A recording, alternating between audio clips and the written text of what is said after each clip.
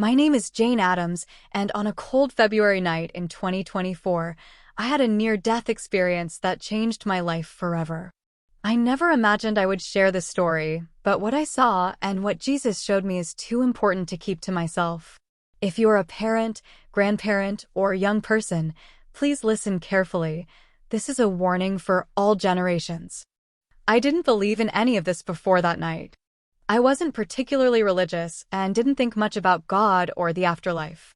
But now, I've created this message to warn as many people as I can.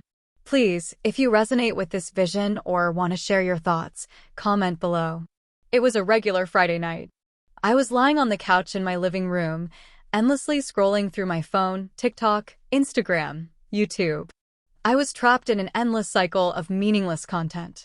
My parents had gone to bed, my younger siblings were asleep, and it was just me and the glow of my screen. Hours slipped by without me realizing. Then, I felt a strange dizziness come over me, like the room was spinning. I thought maybe I was dehydrated or had been staring at my phone for too long. I told myself I'd get up and grab some water, but before I could move, everything went black. Everything went black. When I opened my eyes, I wasn't in my living room anymore. I was floating above my body, looking down at myself, slumped over on the couch, phone still glowing in my hand. Panic filled me. Was I dead? What was happening? I tried to cry out, but no sound came. Then, a blinding light filled the room, cutting through the darkness. I turned to look. And there he was, Jesus. His presence wasn't just light, it was love, authority, and peace all at once.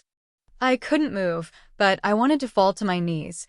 Come, he said, extending his hand. His voice was calm but carried a weight I couldn't ignore. Without hesitation, I reached for his hand. The moment I touched it, everything around me disappeared. We were suddenly standing in what felt like a void. But it wasn't empty. Screens floated all around us, phones, tablets, computers, TVs, even VR headsets. They glowed with an eerie light. And then I noticed something horrifying. Faces stared back at me from the screens.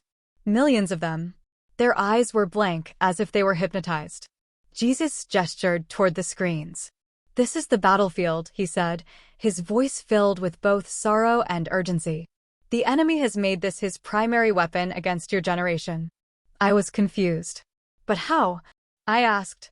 It's just technology. It's just entertainment. It started that way, he replied, sadness in his eyes. But what you see as harmless is far from it. Technology was meant to be a tool, but it has become a trap. The enemy uses these screens to enslave hearts, minds, and souls.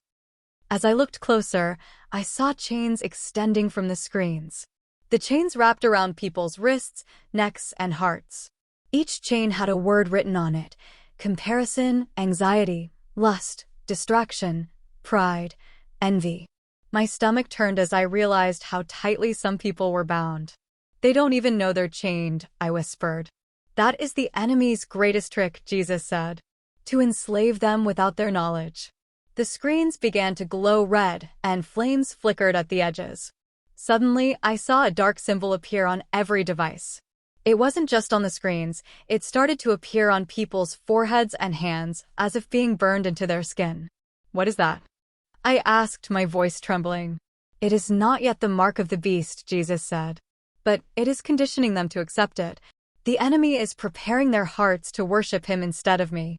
They are being trained to value convenience, approval, and instant gratification above all else. When the time comes, they will accept the mark without question. The scene shifted. I found myself in what looked like a massive battlefield. But it wasn't physical. It was spiritual.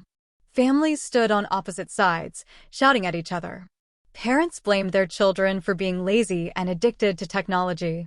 Children blamed their parents for not understanding or for creating the very problems they faced.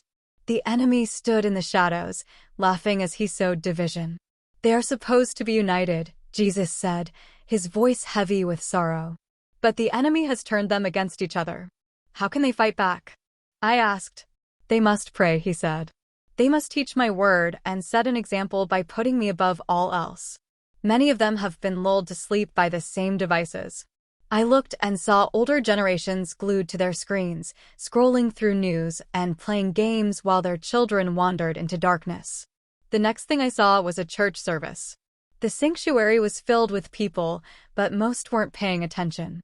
Some were scrolling on their phones, while others were taking selfies during the sermon. "This is my house," Jesus said, his voice trembling with anger and sorrow. "But it has become a marketplace for distractions. My people no longer seek me with their whole hearts." Desperate, I turned to Jesus. "What can I do?" I asked. "I'm just a teenager." "You are more than you think," he said, placing his hand on my shoulder. "You are my messenger. I have chosen you to warn them, not just your generation, but all generations." "But they won't listen," I said, tears streaming down my face. "They'll think I'm crazy." "They rejected me too," he said gently. "But some will hear. Speak boldly. Warn them that the time is short." In an instant, I was back in my living room. My heart was pounding, and tears streamed down my face. My phone felt heavy and cold in my hand. I threw it across the room and fell to my knees, crying out to God.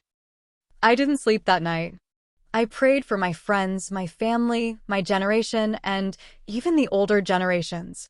I prayed for the courage to share what I had seen. If you're hearing this, it's because Jesus wants you to. This isn't just about phones or social media, it's about all of us. The enemy is using technology to distract, divide, and destroy. If we don't wake up, it will be too late. Parents, grandparents, and leaders, you have a role to play. Pray for your children. Talk to them. Set an example by putting down your own devices and seeking God first. To my generation, don't let the enemy steal your soul through a screen. Seek Jesus. Read his word.